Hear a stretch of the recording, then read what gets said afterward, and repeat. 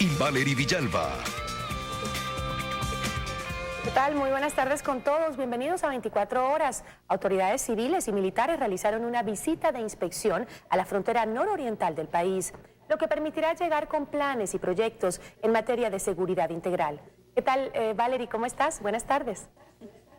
Hola Gisela, amigos, muy buenas tardes. La inspección la conformaron los ministros de Defensa e Interior, el jefe del Comando Conjunto de las Fuerzas Armadas y el comandante general de Policía. Con ese tema empezamos. Los ministros de Defensa y del Interior realizaron una visita de inspección a la frontera nororiental con la finalidad de llegar con planes y proyectos en materia de seguridad integral. La frontera norte, que es la principal preocupación de seguridad nacional, requiere también que realicemos un reconocimiento, auscultemos necesidades. Esa es la principal función de las instituciones de seguridad intersectorial. Garantizar que las demás instituciones puedan, a través de los diferentes planes, estar presentes en esta región fronteriza. De acuerdo a los instrumentos, con el vecino país del norte, Colombia, solo hay coordinación para intercambio de información que permita realizar el trabajo para combatir el narcotráfico. Hay un corredor muy amplio por el Pacífico, hasta hace poco era Esmeraldas, pero Esmeraldas está bastante controlado. Y lo que pretendemos es controlar todo el nivel de frontera, ¿no? En el caso de las víctimas del secuestro no está en manos del Estado, pero estamos en condiciones de apoyar el proceso, señaló el ministro Jarrín. Particularmente con Cruz Roja Internacional estaremos atentos a esta organización internacional, darle el apoyo necesario para que se logre los objetivos que se buscan y dar atención, no solamente porque estamos preocupados por las familias, sino porque son ecuatorianos. En Sucumbíos, Vicente Albán Verde Soto, 24 horas. Los legisladores de la Comisión de Desarrollo Económico de la Asamblea Nacional presentan sus críticas al proyecto económico urgente enviado por el presidente Lenín Moreno. Hoy recibieron a la ministra de Industrias. Eva García fue recibida por la Comisión de Desarrollo Económico. Allí explicó que la Ley de Fomento Productivo busca focalizar el impuesto de consumos especiales, sobre todo para los productores de cerveza artesanal. Con el ICE que tienen no logran la competitividad que necesitan ni producir en mayor volumen. Entonces eso es lo que queremos. Puedan surgir, puedan ser productivos, puedan superar su punto de equilibrio que en este momento no lo tienen. Hizo una extensa explicación sobre la tarifa del 0% del IVA para la construcción de viviendas de interés social, de vehículos, baterías, entre otros, y profundizó en el tema de la exoneración de pago mínimo del impuesto a la renta. Con esta ley se incluye a las dos ciudades más grandes, que además son las que albergan a la mayor cantidad de compatriotas que salen sobre todo del campo, de la economía campesina. Si hay solamente una diferencia de 2 años entre invertir en Quito y Guayaquil y invertir en otros sectores, probablemente el inversionista va a escoger aquellos sectores donde va a tener mayores facilidades y pues prácticamente nos quedaríamos sin ningún beneficio para los otros sectores fuera de Quito y Guayaquil. No fue la única duda. Los correístas no creen que el modelo que presenta la ley sirva para la creación de más productividad en el país. El problema viene que estamos pensando siempre en impuestos para impulsar la producción económica, cuando se necesita otras políticas, se necesita otros esfuerzos. Es un país de excelentes productos de gran calidad, pero no competitivos en sus precios por la alta carga en costos que tiene toda la producción. La siguiente semana la comisión ya debe tener listo el informe para primer debate. En Quito, Andrea Samaniego, 24 horas. Para finales de junio estará listo el informe actuarial del Instituto Ecuatoriano de Seguridad Social. Así lo ofreció la vicepresidenta María Alejandra Vicuña.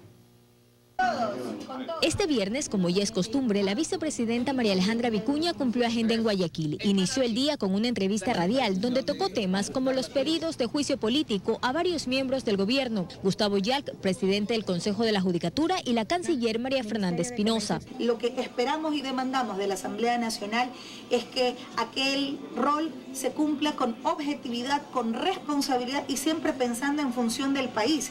no de rivalidades políticas, personales incluso. Sobre otorgar la ciudadanía a Julian Assange por decisión de la canciller y no del presidente, según declaró el propio Lenín Moreno en una entrevista, Vicuña argumentó que hay temas que se dejan en manos de la canciller por ser ámbito del derecho internacional. Hay algunas acciones y decisiones que los dejaron en manos, digamos, de la compañera canciller, que no necesariamente fueron probablemente para la lectura de algunas personas las más adecuadas. Bueno, eso se valorará en su momento. Adelantó también que el informe actuarial del Instituto Ecuatoriano de Seguridad Social estaría listo a finales de este mes o inicios del próximo. Tan pronto se lo tenga, se lo analizará y se lo transparentará. Desde marzo pasado, Vicuña es coordinadora del delegado del presidente al Consejo Directivo del IES.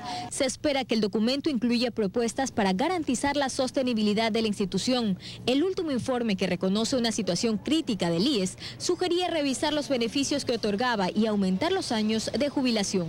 Joana Ramos, 24 horas. Seguimos con más información. El ministro de Hidrocarburos, Carlos Pérez, constató la existencia de fisuras en una de las válvulas de la central hidroeléctrica Coca-Codo Sinclair. Pérez no descartó que este problema se detecte en las 7 válvulas más que generan energía para todo el país. Paul Coello nos informa. El ministro de Electricidad e Hidrocarburos, Carlos Pérez, llegó hasta la hidroeléctrica Coca-Codo Sinclair para verificar fisuras en una de las 8 válvulas que generan energía para el país. Creemos que al momento no, si hay varias formas de asegurar que no existan incidentes graves. Vamos a ver arriba, por ejemplo, una de las válvulas bola que está arriba, que es lo que tiene cada una de estas. Esa válvula se cierra y evita el paso del agua en el caso que hubiese algún tipo de daño en la estructura esta metálica. Además, el ministro reveló que las fisuras podrían existir también en las demás válvulas y que constatará para no poner en riesgo a la obra. En general se piensa que todas las 8 unidades pueden tener este tipo de problemas. No sé si van a entrar a mantenimiento. Todas van a entrar a revisión. Además, el ministro reveló que las fisuras podrían existir también en las demás válvulas. Tendremos más detalles en su noticiero estelar de 24 horas. Luego de 3 años de retraso, la primera fase del hospital de Monte Sinaí abrirá sus puertas a partir de julio. La obra, que fue criticada por el presidente Lenín Moreno, estará completamente operativa en diciembre y necesitará más inversión que solo se podrá ejecutar con autorización de la Asamblea. En 30 días la espera habrá terminado al menos parcialmente, así lo asegura el titular del Servicio de Contratación de Obras, Jorge Guatet, quien junto a un equipo técnico y representantes de la constructora a cargo recorrieron la primera fase del hospital de Monte Sinaí, que abrirá sus puertas al público a partir de julio. Para ese mes se habilitará el 30% del hospital, correspondiente a enfermería, farmacia, parte de las áreas administrativas y consulta externa. Sin embargo, áreas importantes como terapia intensiva, emergencia, hospitalización y quirófanos deberán esperar hasta diciembre. En este momento está en un proceso de equipamiento, el proceso de equipamiento toma su tiempo. El anuncio genera expectativas en los habitantes del sector, que por al menos 3 años han visto el edificio del hospital terminado, pero sus puertas cerradas al público. Ojalá que sea verdad, porque se abra eso, porque alguna gente necesita tanto de esto. Y es que aunque la obra parecía terminada, un cúmulo de inconvenientes no permitían que ésta entre en funcionamiento. El tema fue incluso mencionado por el presidente Lenín Moreno en su informe a la Nación. Se construyó con sobreprecio. No tenía vía de acceso, ni infraestructura sanitaria para que pudiera operar. La obra estaba clausurada por el municipio de Guayaquil, también activar el tema del agua potable, porque toda esta infraestructura no tenía agua potable, no se había trabajado en eso. Mientras tanto, la Contraloría General del Estado emprende exámenes especiales a los diseños que no se contemplaron en un inicio para la construcción del hospital de Monte Sinaí, al igual que el exceso en contratos complementarios. El presupuesto inicial de la obra fue de $75 millones, pero al momento ya se han ejecutado cerca de 130 millones y aún se necesita más. Por eso es que se ha enviado a la Asamblea una reforma a la ley que nos permite a nosotros poder terminar obras que están como esta. Carlos Acoto, 24 horas. El presidente Moreno realizó actividades en Guayaquil por el Día del Niño. A propósito de la fecha, la ministra de Inclusión Económica y Social dijo que evitar el abuso sexual de menores de edad y el trabajo infantil son temas prioritarios para el gobierno. Diana Monroy nos informa.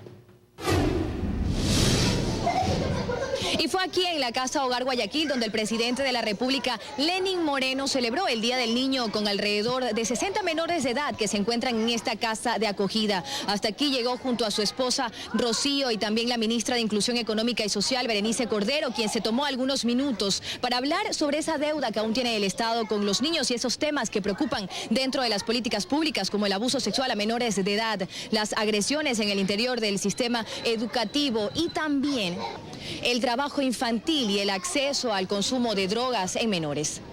Como he dicho ya en la Asamblea Nacional, cualquier reforma al Código de la Niñez, por más pequeña que sea, afecta al conjunto de la norma. Entonces, nosotros necesitamos una reforma integral que toque y aborde, por ejemplo, una línea de trabajo de especialidad para abordar este tipo de temáticas. No puede ser un juez polifuncional que al mismo tiempo te resuelva un problema de canon de arrendamiento, que te resuelva un problema tan complejo, con tantas aristas como te mencioné, como es el caso de la privación. Y este es uno de los 85 centros de acogida que existe en el país y que albergan alrededor de 2.500 menores de edad que están siendo víctimas de algún tipo de vulnerabilidad. El primer mandatario con esta actividad culmina su agenda el día de hoy en la ciudad de Guayaquil.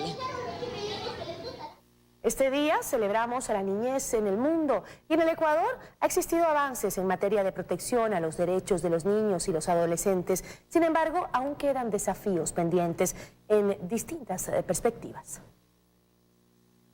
Este 1 de junio conmemoramos esa alegría de sonrisas infantiles e inocentes. Sin embargo, es importante conocer la realidad de los niños, niñas y adolescentes en nuestro país. Su visión la explica el representante de UNICEF en Ecuador. Ecuador ha tenido grandes avances en derechos de la niñez. También hay grandes desafíos que enfrenta el Ecuador en temas de niñez y adolescencia. Para la gerente estratégica de Plan Ecuador, es importante considerar las reivindicaciones requeridas, esencialmente en torno a la violencia y discriminación. El tema de la violencia es uno de los temas más profundos que viven niños y niñas cada día. Vemos que las niñas están absolutamente discriminadas. Se les entrega unos roles y unos estereotipos de género y les decimos a las niñas: tú naciste para cocinar, para arreglar la casa, para barrer. Desde los organismos internacionales ven con preocupación la temática de violencia en hogares y en escuelas. Y es todo tipo de violencia, desde el castigo corporal hasta la violencia sexual. Esos dos espacios que nos inventamos en esta sociedad para dar amor a los niños y para proteger son espacios en los cuales se violenta.